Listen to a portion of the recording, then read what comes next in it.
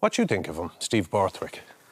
I find him frustrating to listen to in the media. He doesn't really answer questions directly very often. And I'd say he's probably feeling the pressure again all of a sudden. I mean, they haven't been great in their opening 2 games, and this raises the same doubts, trying to change their attack, but it was putrid in that game.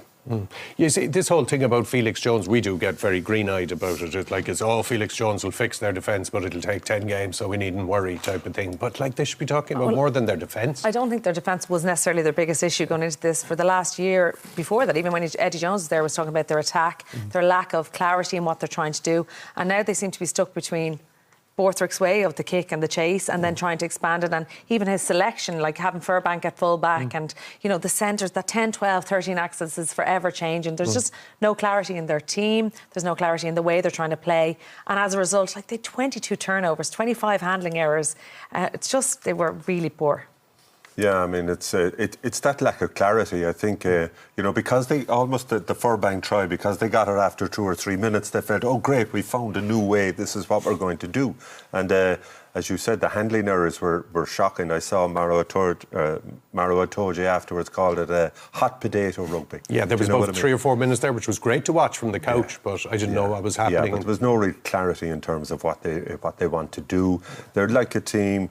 To be fair, I hugely admire their captain, Jamie George. Very difficult period. His mum had died earlier on in the week, trying to reconnect with the Twickenham public. It's just their whole identity as a group. I think they don't really...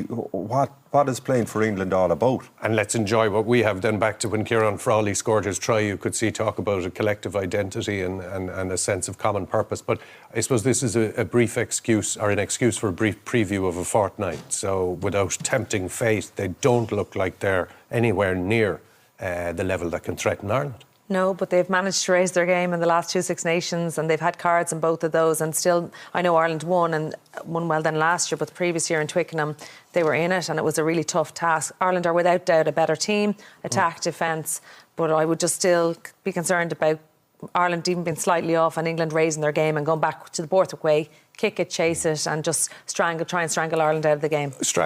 Ambush. How do you ambush Ireland? Well, the defence is the really intriguing part for me, because we saw Ireland's attack. It's all about connecting passes, and it's quite chaotic now, that Felix Jones South African system. And they've actually had some big successes with it. Even in that game, they got a lot of turnovers and put pressure on the Scottish attack, but they're still learning it. It takes a while. Actually, Jacques Nienaber said it's going to take 14 games in Leinster. That's what I was getting. I forgot who said it. Yeah, it's this evolution thing. I think just one little carryover from the South African thing, because Felix Jones was involved with South Africa and Ireland were in their pool in the World Cup, he has a bank of information on Ireland and how to stop Ireland. I'm hearing Joe Schmidt World Cup quarterfinal. No, but whether he can implement that with the change in personnel is another thing.